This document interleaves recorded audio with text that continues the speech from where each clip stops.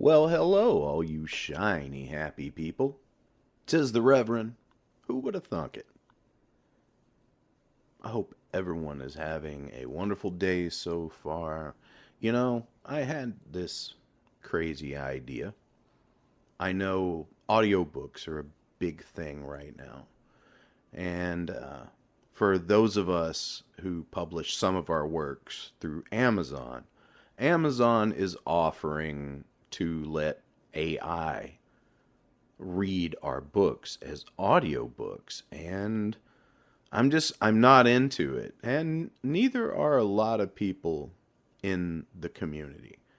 But a lot of us, or we, who whatever is we are am be being. Anyway, there's some leftover English class stuff just floated out there. One of the things that a lot of the indie authors are doing is that they're paying some very talented voice artists to do the work, but of the people that I would want to read my books, man, their waiting list is really long. And I've been told for a while that I have a great voice. I have a great narrating voice. I have a great commercial voice. I have a great voice for radio. I have a great face for radio too. And that's why I don't film myself doing this. So I think what I'm going to do is a way to interact with people, because I'm really trying to shy away from social media as much as possible. Just kind of do what I'm about to do here. What I'm going to do is I'm going to take my books, the ones that don't already have pre-existing audiobooks on the market. I won't be reading Starving Zoe, or I may, but I may do it last. I don't know. But I'm going to start off small, and then we'll go larger, and I will.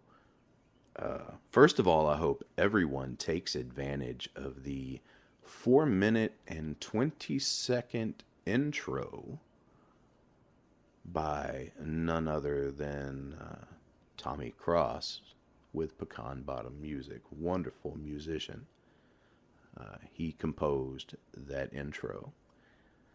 And it is exactly 4 minutes and 20 seconds. I think that's talent right there. Almost as though it was meant to be.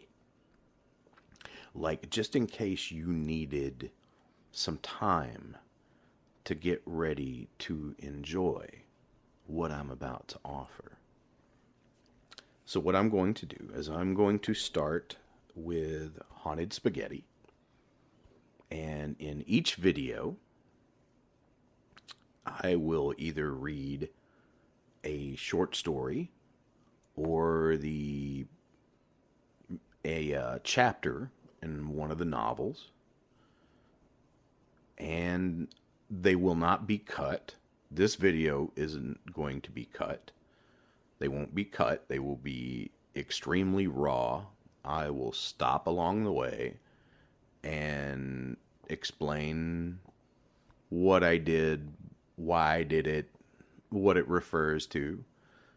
And they'll be here on the YouTube channel, absolutely free for any of my readers to listen to, or if you're someone who's never read one of my books, for you to get your introduction. So,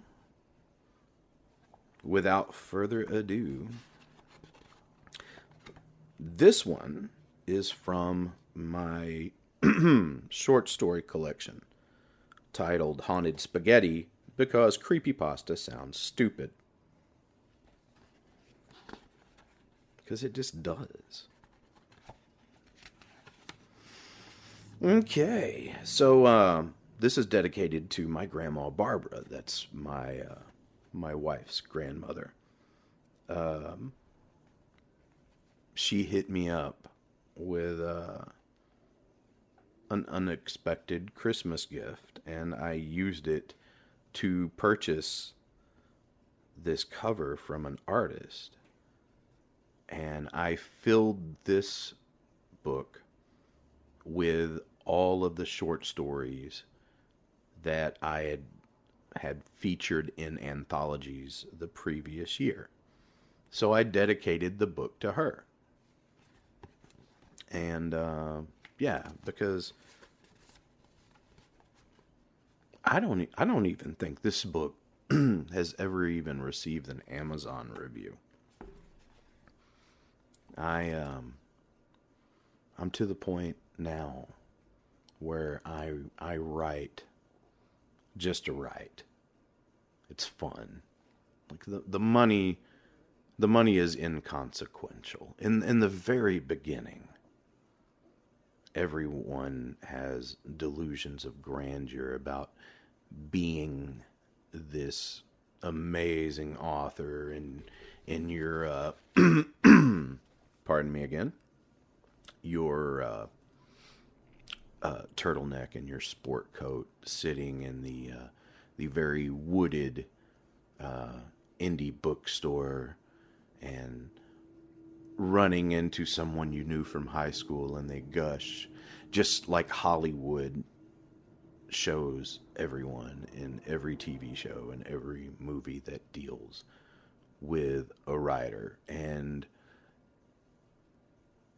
one of two things happen at that point. You write your first one, you somehow, some way get discovered by a traditional publisher, one of the big five, and you live that fairy tale Stephen King lifestyle. Or you grind and you grind and you grind, and you may not ever go anywhere while you're alive, but some hippie stoner down the way is going to find one of your books at a garage sale, and you're going to influence them to be the writer who changes the world. And as a writer, that's the kind of artist I want to be. I'm just having fun, man. I'm expressing myself. And if you like what I'm expressing and you buy a copy, so be it. That said, this short story is titled 1976. There's an Eddie Rabbitt song called Rocky Mountain Music. And each line of the chorus is something that is in quotations throughout this story. But it's called 1976. In quotations, it says, "Back upon an old dirt road." Sorry. Let me get a drink of water here really quickly. I don't want to do that in your ears the whole time. And I'm not cutting it out. Also, another reason that I don't do these as audiobooks is that I live on a very busy corner in an arts district. And there's no way to soundproof this place. I've got all the gear, but there's no way to soundproof the place. Besides, this is more fun. Isn't it? And it's free. Okay. So, 1976. Back upon an old dirt road. What in the world is going on? This is totally not my bed. I know that for a fact. But where are we? This is the floorboard of Mom's car. That same dang chunk of fish aquarium gravel is stuck to the side of my face again. Purple, if I remember correctly. It was from a couple of weeks ago when we went to the pet store and I got that fish in a cup. Poor little guy. He looked so lonely just sitting there in his takeout soup container. He was an ungrateful little bastard, though. Didn't appreciate those chicky nuggies. I could have eaten those extra nuggies, but I decided to share them with my scaly new friend. He faked his death so Mom would flush him down the toilet. It was probably his plan all along. In parentheses, or I'm sorry, in quotations. Next to a swamp full of toads. The car doesn't smell like cigarettes, so that means I'm the only one in here. Also, I'm pretty sure I recall falling asleep in my own bed. She probably moved me in the night so she could go see that useless waste of a man again. Also, this song. She has been wearing this song out on that 8-track player. I swear, I think I can smell the tape burning. I don't get why Eddie Rabbit gets to live and my Sesame Street sing-along got sacrificed to the gods of this rusted Malibu classic. She probably lied to me. Though. Mom just wanted to get all worked up over that Mr. Rabbit and his slick mustache. I hope I have a mustache like that when I grow up this time. In quotations, was a slanted wood shack. I know where we are without even getting out from under my blankie. I can smell it. He always has his trash cans right next to the drainage ditch and never brings them up closer to the house. House my dirty diaper. The guy has a mobile home that's even unfit to be called a mobile home. It's some tin flaps with a door and some flat tires, basically. His collection of beer backwash that escaped from the bottles over the years have built an invisible colony to the human eye. Enduring little guys, I can tell you that. They even live through the cold and snow like it's outside right now.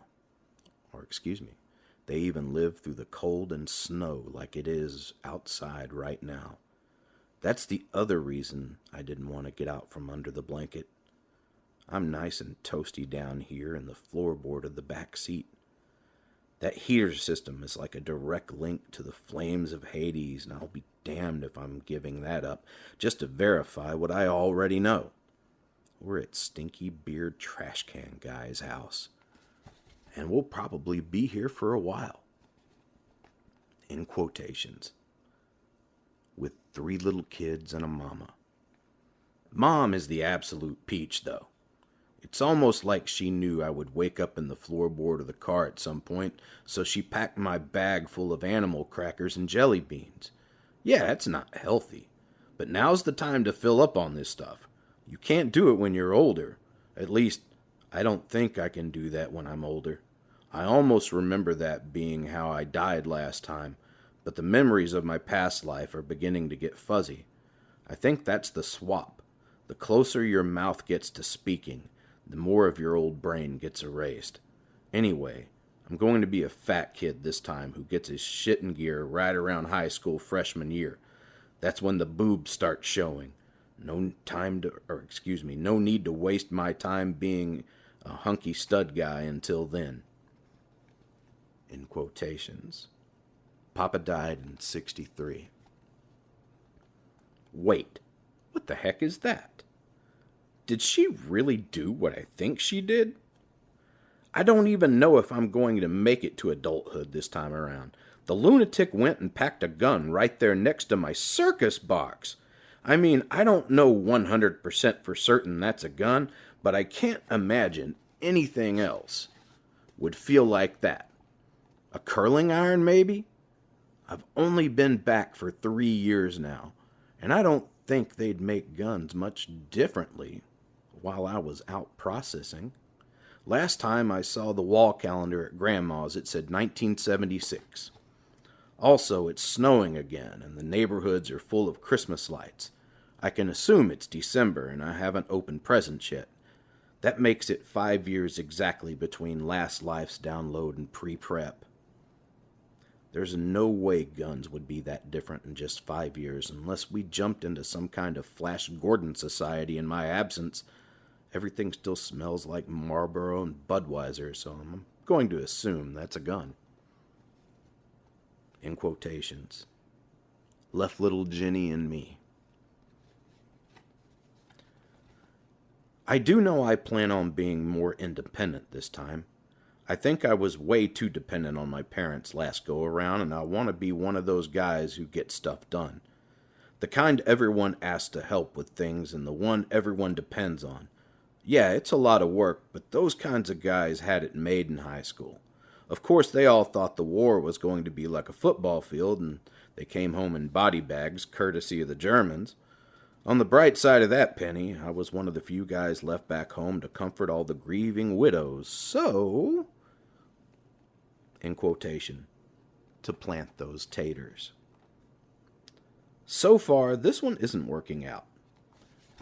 It was cool at first when Mom was living with Grandma, but everything's gone to pot since she started to date that cook she met at the diner. Grandma told me he was going to be nothing but trouble, and I believed her because grandmas are always right. How can someone who makes pooty noises on your belly and gives you chocolate cake for breakfast ever be wrong? Nope. Angels, the lot of them. She knew Mom was going to do something stupid when she found that little wacky weed pin in her coat pocket while she was doing her laundry. Also, that smell sticks with you, you know? It was one of the first things I remember smelling from my previous rotation, even more so than steaks cooking or lavender. It's 1976, and it must surely be legal by now. I smell it everywhere. I think I'm going to try it this time to see what all the fuss is about. Yeah, I'm totally going to do it. In quotations. And pull up another tomorrow. I still don't even know who my dad is. The only other person in the delivery room other than the mom was Grandma. Not a swinging Peter in there other than the doctor, and his probably hadn't swung in decades. Come to think of it, it's been a very feminine house so far. I don't think I ever remember seeing a man in Grandma's house since first coming there. I know this guy in the tin shack can't be my papa, or at least I hope he's not. He looks way too old to be with someone my mom's age anyway. Surely someone in this day and age, turn of the page, would step up and prevent something like that from happening, wouldn't they? Has the world really changed all that much? No wonder they make you forget all this stuff. It's culture shock over and over again. Can't we just settle on something and enjoy it? In quotations, Rocky Mountain Music. Oh yeah, well screw you, you bastard. And the slamming of the aluminum screen door comes in 3, 2, 1, and slam. There we go, mother dear. Step, step, step. And her hand reaches for the car door and lift. There we go. There's that overhead light in my face and that infernal buzzing noise that happens when you open the door when your keys are in the car. I actually think that sound is getting worse as cars get older. I don't remember it being all that annoying in Jesse's life or my old life. However you look at it. Why isn't she starting the car? Wait, what's she doing? Mommy? I ask.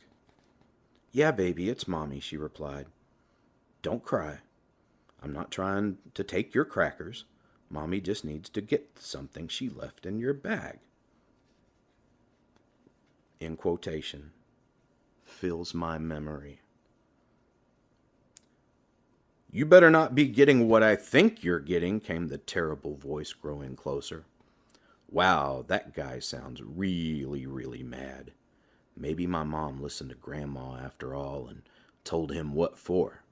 Man, that'd really be awesome. I don't have to be a Fisher-Price rocket scientist to know they're no good for each other. You know what? You deserve a better sentence than that. I don't have to be a Fisher-Price rocket scientist to know they're not good for each other. Mom's eye makeup keeps getting darker and darker. At least that's something else Grandma says all the time. A woman only needs that much makeup on her eyes when she's trying to cover something up. Looks like some kind of slutted up raccoon. It was funny because I laughed at that. And she didn't know I was laughing exactly at that. But I actually understood it and was laughing at that. This reincarnation thing is pretty trippy. And that's another reason why I won't remember much soon. Can you imagine the shrink bill from remembering this stuff as a grown-up? You'd go to prison for sure. You'd just snap one day in the middle of your Piggly Wiggly and mow everyone down. Yeah, you get a redo when you pull the switch on the electric chair. But that stuff hurts. And that's why babies are always crying when they're born. Their soul is still tormented by the pain of their death. I don't think I'd want to end or begin that way ever again. In quotations, Rocky Mountain music. What in the world is going on out there? Are they actually having sex on the side of the car? Jeez. Mom, couldn't you have waited till y'all got back inside? That's yet another reason why I want these memories from my past life to hurry up and erase. Those are just some smells a child shouldn't be able to identify while they're young. Trust me, I smelled all kinds of ungodly things in the brothels of Juarez when me and the fellas wanted to get our kicks on Saturday nights. Nope, it should only be fair when you have to learn those kinds of horrible things all over again. Smack. Ouch!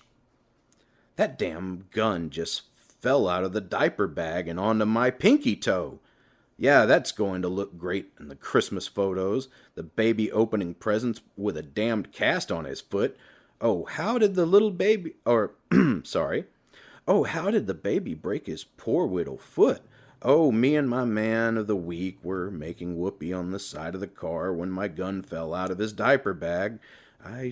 I'm just a clumsy Chloe, worst mother ever. Help!